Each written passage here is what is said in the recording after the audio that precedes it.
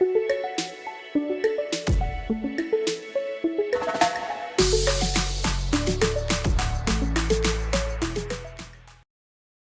we're here with Therese Wakefield-Gamble. She's running for Florida House District 14, and we're here to find out more about her and some of her political stances and what she stands for. How are you doing today, Teresa?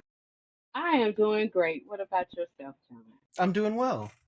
That's good. That's good. So I had heard your podcast the other day with Sadie, and she said that you'd be a great person to interview. So can you tell us a little bit about yourself and why you decided to run? Well, John, I am a Jacksonville native in Jacksonville, Florida, born and raised in Florida House District 14 in the College Gardens neighborhood, which is right down the street from Edward Waters University, a historic black college. And both of my parents are preachers' children, third generation, so that makes me fourth generation preacher of the AME Church, African American Episcopal Church. I am the middle child of four. I have two siblings older than me, and I have one sibling younger than me. And I am what you would call the oddball, the black sheep. I'm very different, very outspoken. I'm no nonsense. I believe in the truth and the facts, and secrets are not beneficial for no one because it impacts how a person lead and live and guide their lives. I decided to run for Florida House District 14 for several reasons. One is in my old neighborhood that me and my husband of 36 years, Ernest Gamble Sr., grew up in.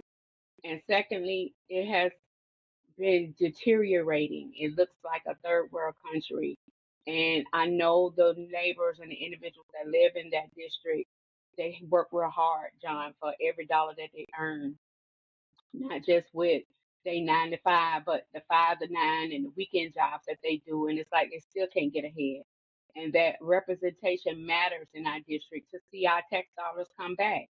So this past couple elections, I've been really pushing back locally in our local government, as well as our state representatives and federal representatives, to make sure those tax dollars come back to our district in Florida House District 14, which comprise of City Council District 7, 8, 9, 10, and 14, school board districts as well, as long as our congressional districts, which is Congressional District 4 and 5.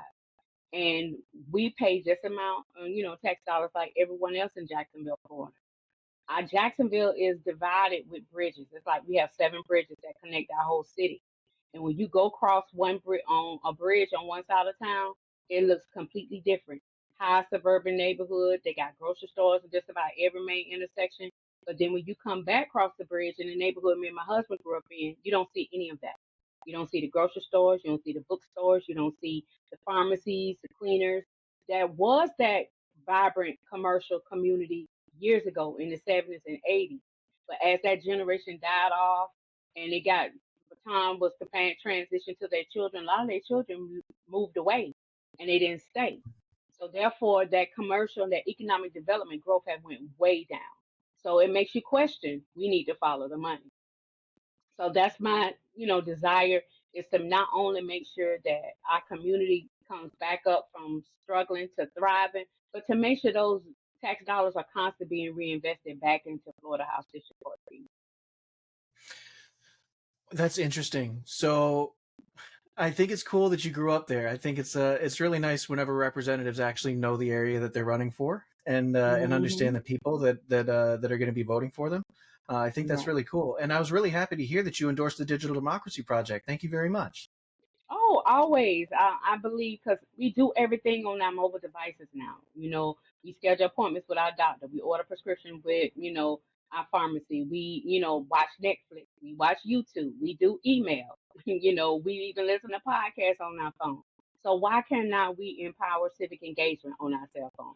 And digital democracy is something I have always thought of to make it more accessible to every voter, not just in Florida, but across the United States to be able to vote, as well as our military service men and women who are not home but cross seas, but their voice still can be heard. So that's why I wholeheartedly support Digital Democracy Project and anything that I can do to elevate that on my platform as I run, whether I win this seat or not, but I am confident that I will. That let every voter know, okay, don't just vote because somebody told you to vote a certain way. Do your homework. And Digital Democracy Project is a visual, tangible platform that I can point to show them, okay, this is how you do your homework. Well, we really appreciate that. So, if you were to get elected to this seat, how would you use the Digital Democracy Project? Well, as I'm running now, I've been going to different town halls, speaking in different events, and I have created a flyer that you all graciously designed for me to share as I campaign. And I encourage all the voters, don't take my word for it. Download the Digital Democracy Project and see what's being voted on at the state level in Florida, as well as the congressional level in the federal government. Look and see how your representative is voting, or even if they're showing up to vote. That should speak volumes to you, whether you keep this person in office, resign them, retire them, or reelect somebody new who's gonna show up. Because responsibility don't take days off. Yeah, you're absolutely right. So, let me ask you a question. If, let's say, there was an issue that was coming up to a vote, and Hmm. the constituents in your county said that they wanted to go a different way than you wanted to, what do you think your response Hmm. would be? First of all, if I have time before that vote, and because as again I'm tech savvy, I will have platforms available where I can hop on and say, "Hey y'all, I need to know why y'all are against this. What is happening on the ground that I need to know of as a legislator, so I can make sure my vote is aligning with what you're experiencing." So I will go to my constituents and ask them, why shouldn't we support this? And if based on the consensus of the feedback that I get from all the districts that within Florida House District 14, then that's who my vote will align with. Because like I told someone else, I may be the one running, but I'm the steward that's representing 178,000 voters in Florida House District 14. My job is to bring your voices to the floor and to vote on the floor for what benefits your community, not what Teresa wants. It's about what the people need, even if it may go against what I believe. But I'm not the only one living in Florida House District 14. It's 178,000 of people that's living in That's such a good answer. I'm actually so happy to hear that. that. Yeah, So, and not to some politicians don't know how to separate their personal perspective from what their voters want. And there I are agree. gonna be times you're gonna have to go against your own belief, but you have to do it for the benefit of the people. Their tax dollars pay your salary. So you don't get to dictate and say, well, no, I'm not voting that way. You don't have the right to say that.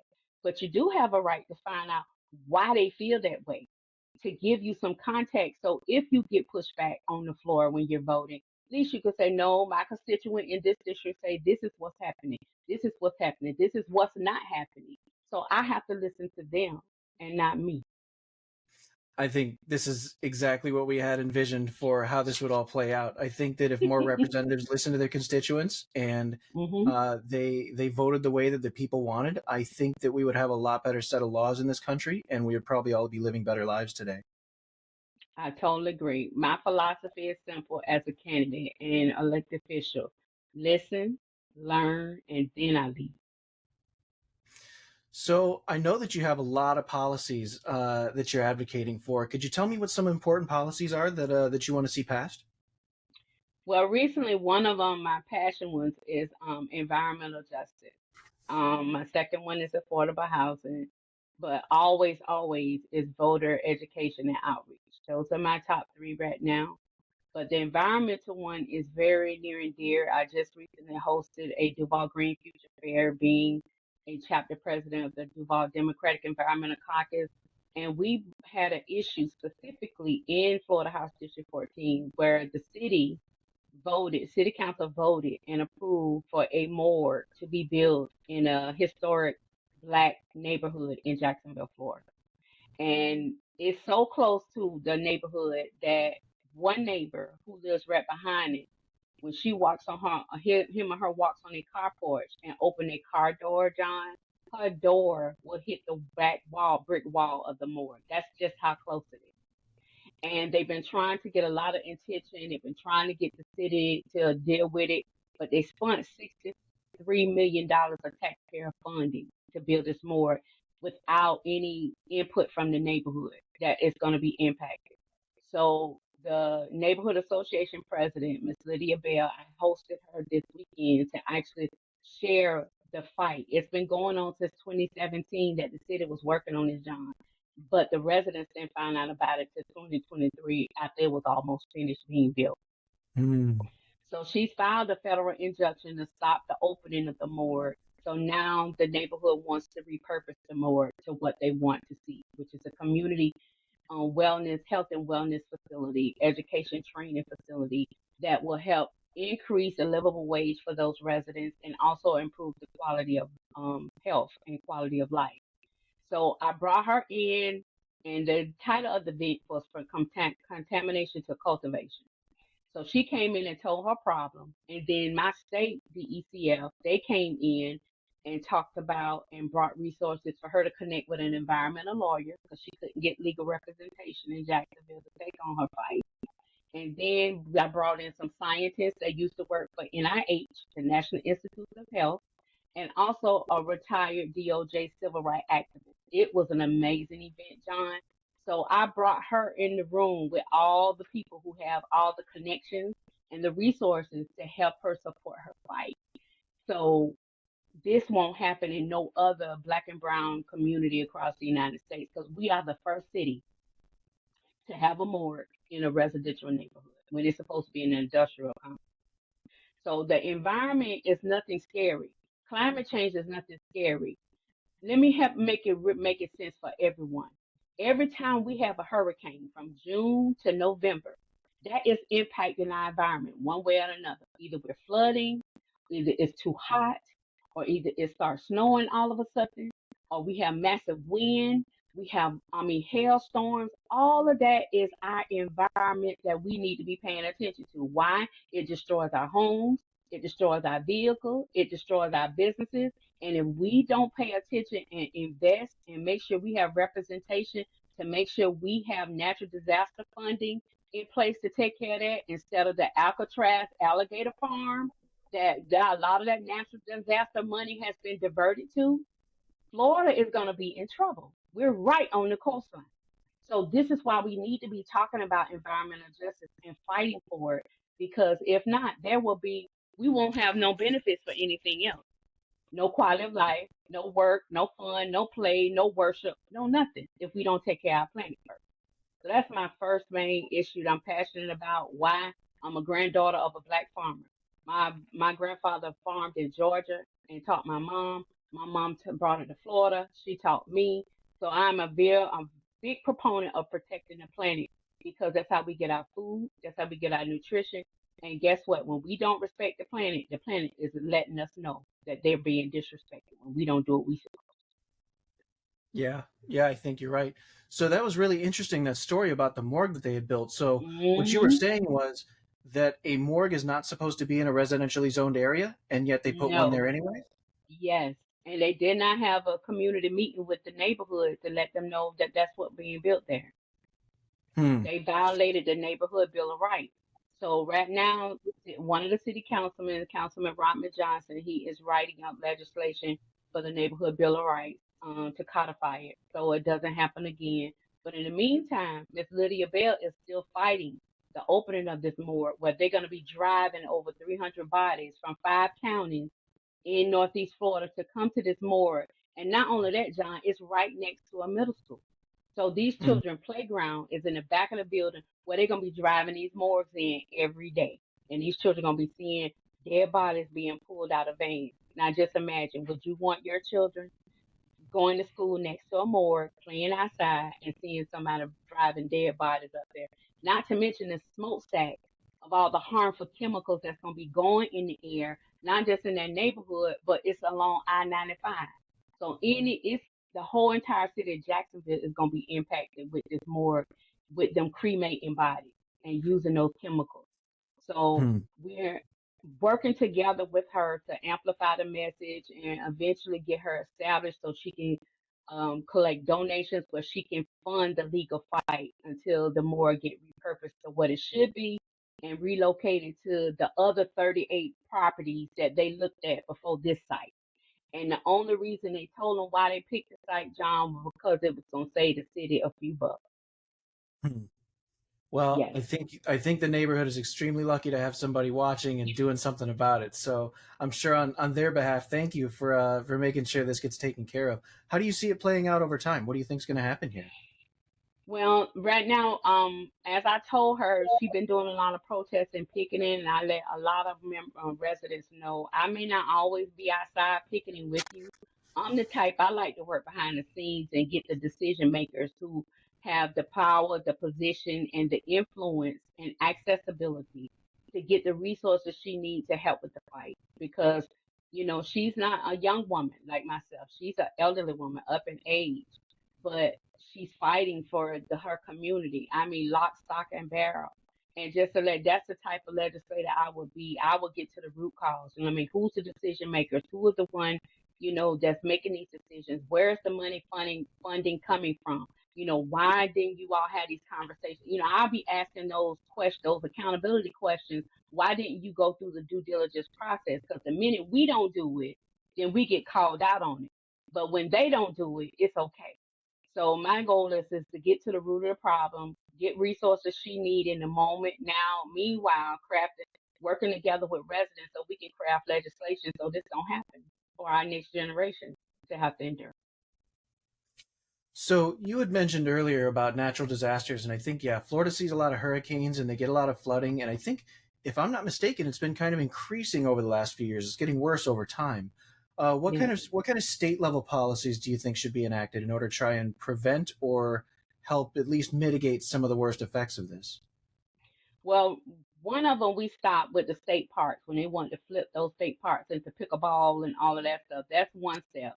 But then the next step is with the funding being diverted, the natural disaster funding being diverted from that for natural disaster relief to the alligator Alcatraz farm.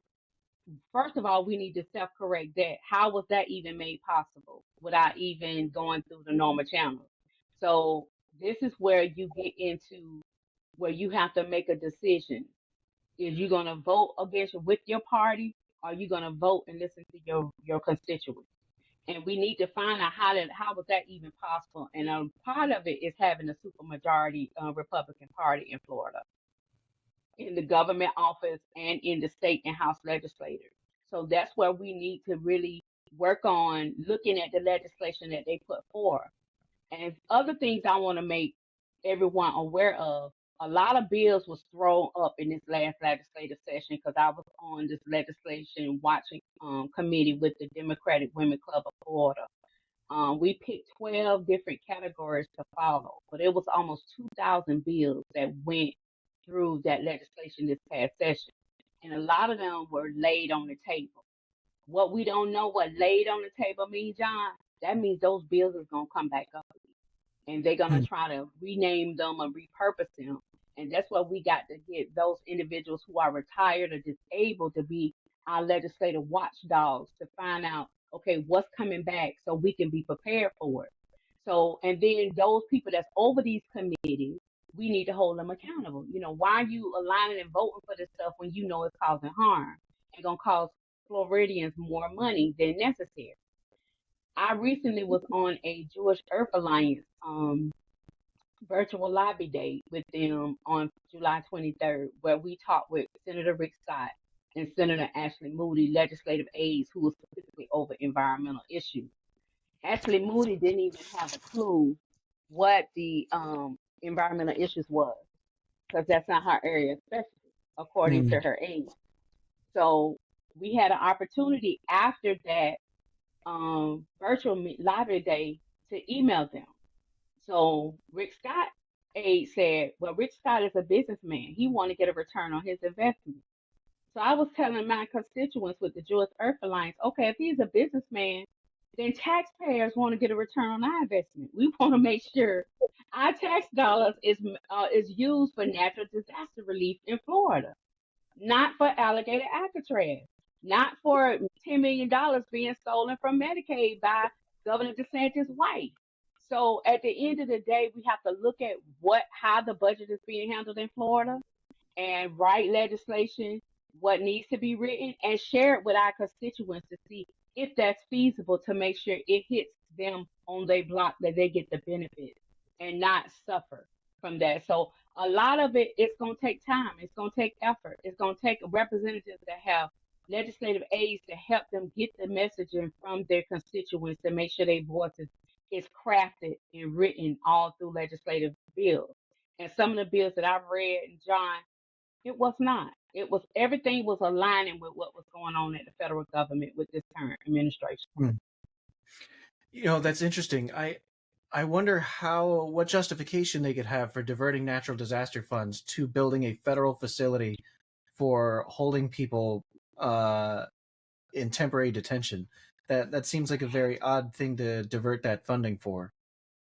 Exactly. And I was surprised when I found out because I kept digging. I'm like, okay, where did they get all this money from? Because they had to pay, they had to use the Florida Chamber of Commerce is where our business owners um congregate. And that's where they pull certain business owners to do this contract development of alligator Alcatraz. Not to mention you have Kelly Loeffler at the Small Business Administration at the federal level. So all of it is a direct line to the federal government to make sure or recommend companies who will do what this administration wants and oversight or override what any state legislative want to happen. That's why a lot of few of the Democrats they went to Alligator Alcatraz and they couldn't get in. They wouldn't let them even inspect the facility. Why? It was flooded out. It Hmm. wasn't safe, but you wouldn't let them check on those immigrants that's in there living in that platform, and which is inhumane. See, first of all, they've lost their humanity. As an elected official, you have to have human dignity and respect of others. Now, the bulk of Florida, the population relies on immigrants, right, to power our agricultural industry here. If they in Governor DeSantis already shown us when he was flying immigrants to Martha's Vineyard helping Texas. So it's not like we didn't know this was coming. And the legislators should have been prepared for that because he used taxpayer dollars to pay that pilot to fly them people out of here. How, who does that? How can you sit back and allow your governor to do that with taxpayer money? That's the question. A lot of questions every voter should be asking themselves, whether regardless of what your party is. That's what you signed up for your tax dollars to pay for. Or did you sign up for your tax dollars to make sure we have funding for natural disasters? Because right now they're voting in Congress to give states control over FEMA, NOAA, and the EPA. Hmm. My question is, do y'all want Governor Ron DeSantis in Florida to be over them three things when he just diverted money for alligator Alcatraz? Hmm. That's interesting. Mm-hmm. So to kind of transition, you were talking about your neighborhood and everything. I think that another one of your big platforms is affordable housing. Can you tell me a little bit Yes. about your stance on affordable housing and how you might achieve something like that? Affordable. I know here in Jacksonville, Florida, we do have a Democratic mayor, but we have a large majority Republican city council. They all male. They are not crazy about her. They've been fighting her tooth and nail. So local residents here have really have to been going to City Hall, making public comment and fighting and advocating for her policies, which are more people driven, not political and profit driven. And with that being said, rent control, we have been asking for that for the longest because private corporations are coming in, buying up a lot of homes and properties that a lot of people who want to be homeowners can't obtain. They get these properties, they fix them up, repurpose them, and almost increase the rent, John, almost 800 to 1,000%. For instance, let me give you an example. There's a senior citizens independent apartment community. They have traded property ownership 4 times. They have raised the residents' rent 4 times. We talking about the elderly, age 60 and up. Most of them are retired, or they on disability, or they getting Social Security. They on a fixed income, Mm. so they don't get raises like everybody else do. So recently, one of them informed me that a one-bedroom apartment for them is $1,300. Guess how much their Social Security check was? $1,500 a month. That doesn't include utilities. That doesn't include if they want cable or internet or either get Netflix. They don't have no room for that. And not to mention they got health issues to pay. for health insurance because I don't know if you're aware, Florida was picking up the Medicare premiums for Social Security, disability, and retiree. As of March 2025, Florida stopped paying. So now it's back on that individual to pay their own Medicare and coverage, but they didn't tell them until 3 months later, and then they took back 3 months back pay out their check. So their Social Security check went from what they was normally having, like a little under 2,000 a month. It has dropped now, which has impacted whether they get medicine, food, or pay rent. So that's just with our elderly population. Same for our disability population. So let's think about a single mom or a single dad with children, and they got to have a 2 or 3 bedroom apartment. 2 bedroom apartments now running almost $1,300 in Jacksonville, Florida. That's a mortgage payment for a house, John. So right now, I got the mayor of Jacksonville, Mayor Deegan, had proposed legislation in the last um, city council session of $10 million to help with the homeless population because the Governor DeSantis passed a bill that homeless people was gonna get arrested for sleeping on the street. I don't know if you remember that. I So do. her response was to get this $10 million in the budget to help get housing, health care, mental health for the homeless in Jacksonville. The city council shut it down. So I'm like, okay, you won't approve her budget to help fix the homeless problem or to help get affordable housing because you think people are able bodied to go back to work. Everybody is not mentally or physically able to work, especially Mm. if those who worked during the pandemic when everybody else was working from home. So my issue is to take these stories and draft the legislation of a rent control situation to meet people where their income is at that moment. Not giving them income if they making six figures over $100,000 a year salary. They're not there yet. We don't even have jobs that even offer that in Jacksonville. And if they do, if you don't look like what they want you to, for their company to be represented by, you won't get hired. So at the end of the day, we need a path to ownership, starting with renting, but not a lifetime renter. Meet people where they are with their income, help them build their confidence, their sustainability, giving them a little bit more responsibility, a little bit at a time. And then as they earn and learn, then they can get up to that point in their threshold. But at least it's real estate that they own it, not rent, not paying rent, John. That ain't making nobody rich but these private corporations. So that's interesting. In a rent control proposal, would you be looking at just capping the amount of rent that they could charge, or capping the amount of rent that it could increase per year, or would you also be offering some type of like state level subsidy to help them pay the rent? How would rent control work? Now, right now in the city of Jacksonville, we have a social service department where people who, for whatever reason, lost their job, got sick, got behind, or their income just suddenly stopped, that they will help with paying rent for like a month or 2 months or so to give them some relief. There used to be a program years ago, John, that they will pay a person rent up 6 months to give them time to get back on their feet, to get a job, to, where they can be able to afford the current rent as it is with the plan that eventually it will increase over time if they choose to remain in that apartment or create a path for them to use any rental payments for home ownership. When an individual is giving options and they can see a clear path where they can own something, then a person will make that decisive decision and that plan not just for themselves but with their family to have the American dream of home ownership. Right now for black and brown communities, it's hard to get that, especially in my district, because the bulk of my district, John, has contaminated soil and water. That's why the environment is very important to me.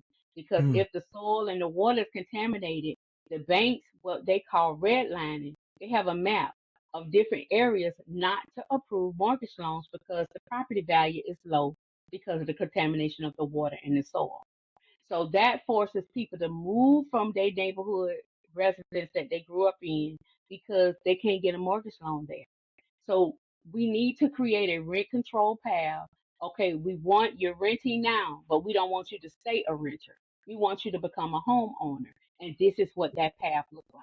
You got three options to do it.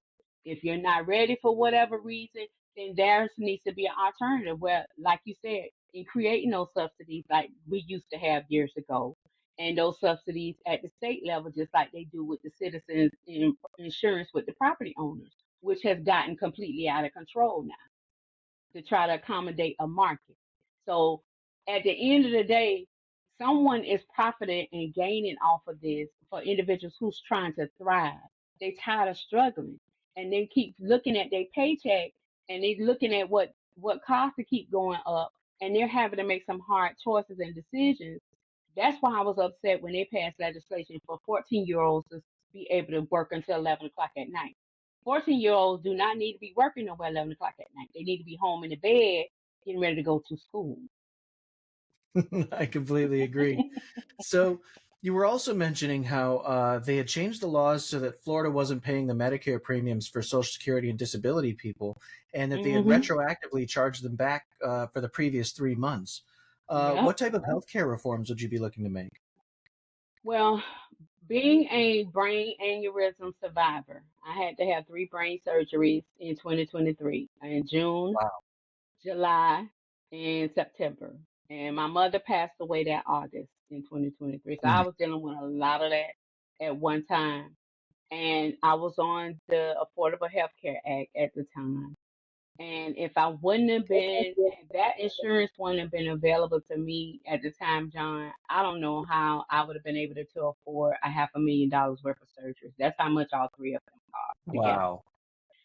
And because of that, and then using some of the resources that those healthcare systems had to help with out of pocket expenses, I didn't have any out of pocket for those surgeries at all. No copays, no nothing.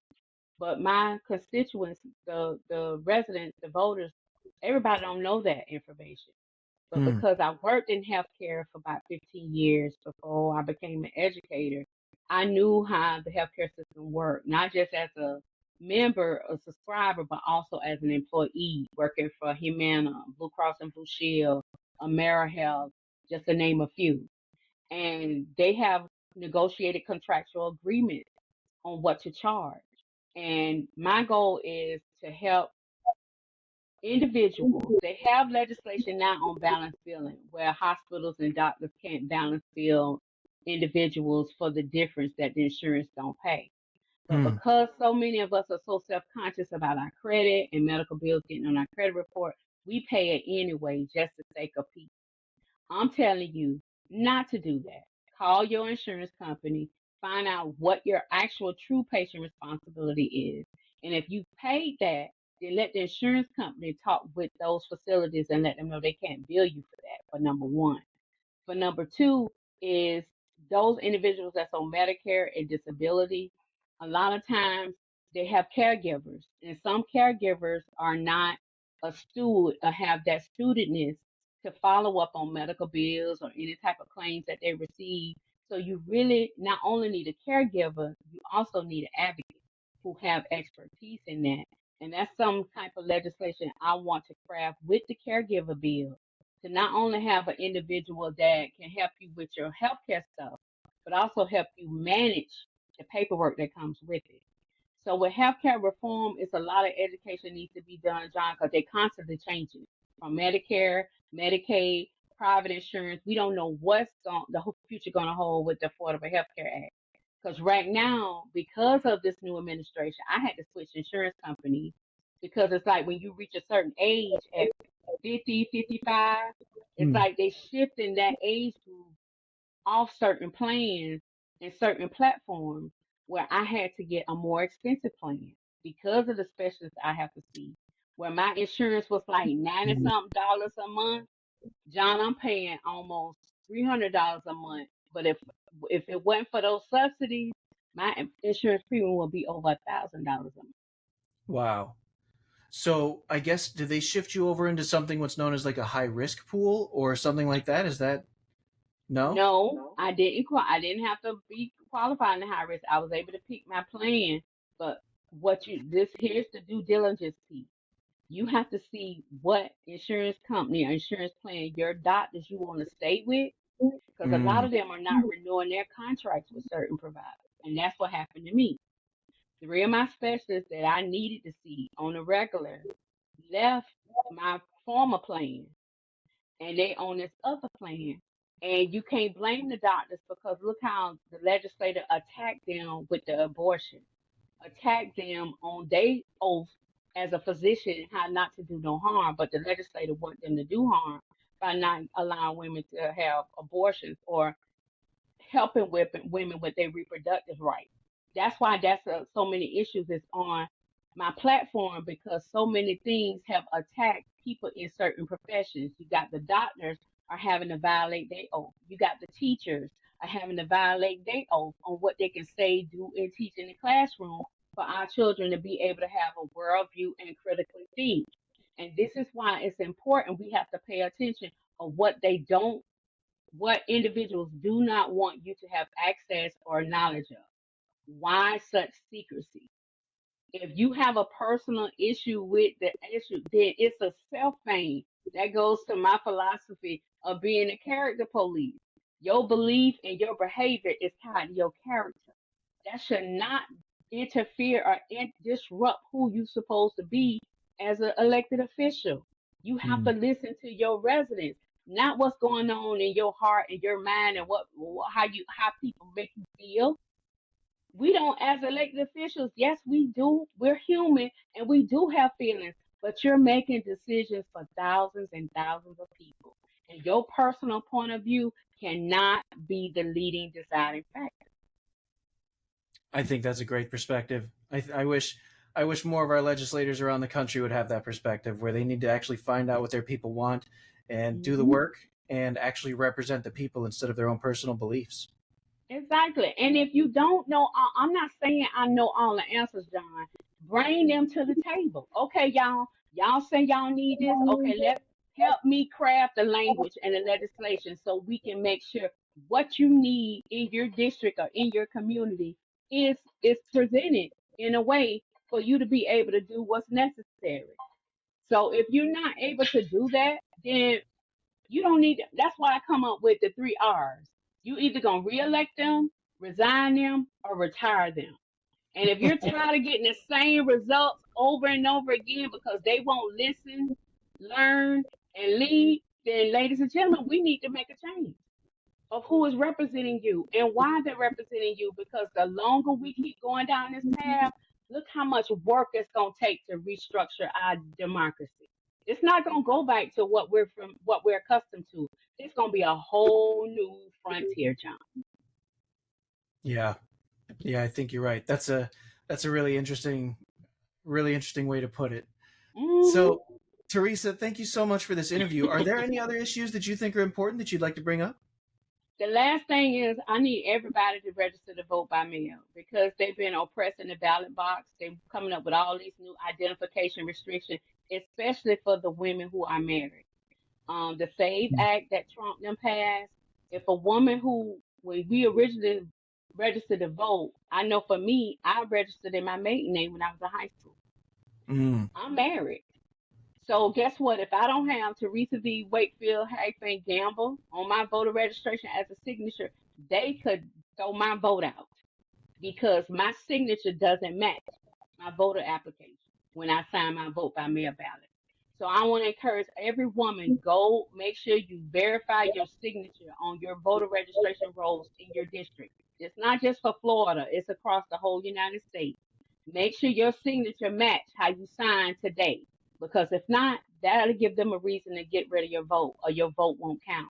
Make sure your family and your household is registered to vote. Your children, your grandchildren, your nieces, your nephews, your godsons, goddaughters, your adopted children. Everybody needs to be registered to vote by mail. This is an all hands on deck moment for 2026, 27, and 28. And if you don't do your due diligence, you have no right to complain on what you get. You see what's happening now for those who voted for this administration. And now they're flipping the script and saying that's what you voted for. And by right, they are right. You did vote for that. So now you done made the mistake. Teresa gonna say we forgive you, but now we need you to step up and we need you to fix your mistake. And make sure everybody in your house, your church, your job, your block, your community is registered to vote. And don't wait till the last minute. We make time for everything else. I need everyone to make time to make sure you register to vote by mail. That's all I gotta say, John. I think you're absolutely right. I think more people need to pay attention, more people need to be involved, and more people need to get out to the ballot box and cast their votes. Yeah, Teresa, thank you because so much for being with us. yes, sir, I do. Remember, money don't win votes. Ballot votes in the ballot box. That's how we win, not with the money. You're absolutely right. Well, thank you again for being here, and we'll talk to you soon. Will do. Thank you, John. Nice to meet you.